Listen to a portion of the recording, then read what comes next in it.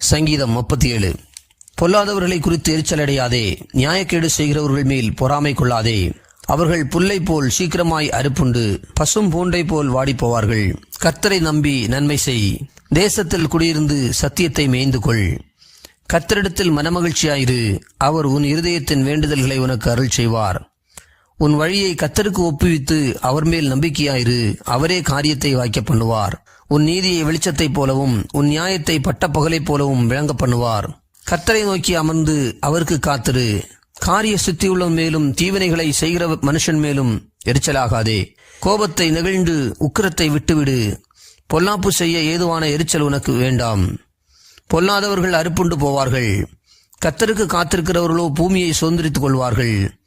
இன்னும் கொஞ்சம் நேரம்தான், அப்போது துன்மார்க்கன் நீரான். அவன் ஸ்தானத்தை உற்று விசாரித்தாயானால் அவன் இல்லை. சாந்த குணமுள்ளவர்கள் பூமியை சுதந்திரித்து மிகுந்த சமாதானத்தினால் மனமகிழ்ச்சியாயிருப்பார்கள். துன்மார்க்கன் நீதிமானுக்கு விரோதமாய் தீங்கு நினைத்து அவன் பேரில் பற்கடிக்கிறான். ஆண்டவர் அவனை பார்த்து நகைக்கிறார். அவனுடைய நாள் வருகிறது என்று காண்கிறார்.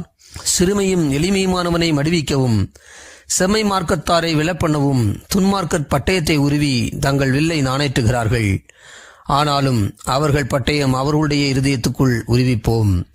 அவர்கள் வில்லுகள் முறியும். அநேக துன்மார்க்கருக்குள்ள செல்வ திரட்சியை பார்க்கிலும் நீதிமானுக்குள்ள கொஞ்சமே நல்லது. துன்மார்க்கருடைய புயங்கள் முறியும், நீதிமான்களையோ கர்த்தர் தாங்குகிறார். உத்தமர்களின் நாட்களை கர்த்தர் அறிந்திருக்கிறார். அவர்கள் சுதந்திரம் என்றென்றைக்கும் இருக்கும். அவர்கள் ஆபத்து காலத்திலே விற்கப்பட்டு போகாதிருந்து பஞ்ச காலத்திலே திருப்தி அடைவார்கள். துன்மார்க்கரோ அழிந்து போவார்கள். கர்த்தருடைய சத்துருக்கள் ஆட்டுக்குட்டிகளின் நினத்தைப் போல் புகைந்து போவார்கள். அவர்கள் புகையாய் புகைந்து போவார்கள். துன்மார்க்கன் கடன் வாங்கி செலுத்தாமல் போகிறான், நீதிமானோ இறங்கி கொடுக்கிறான். அவரால் ஆசீர்வதிக்கப்பட்டவர்கள் பூமியை சுதந்திரித்துக் கொள்வார்கள்.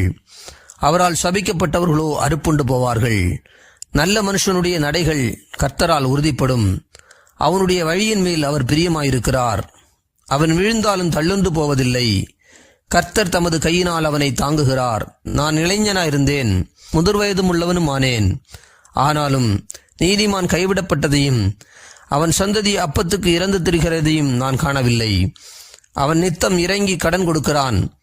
அவன் சந்ததி ஆசீர்வதிக்கப்படும். தீமையை விட்டு விலகி நன்மை செய், என்றென்றைக்கும் நிலைத்திருப்பாய். கர்த்தர் நியாயத்தை விரும்புகிறவர். அவர் தமது பரிசுத்தவான்களை கைவிடுகிறதில்லை.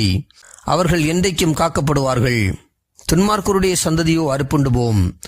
நீதிமான்கள் பூமியை சுதந்திரித்துக் கொண்டு என்றென்றைக்கும் அதிலே வாசமாயிருப்பார்கள்.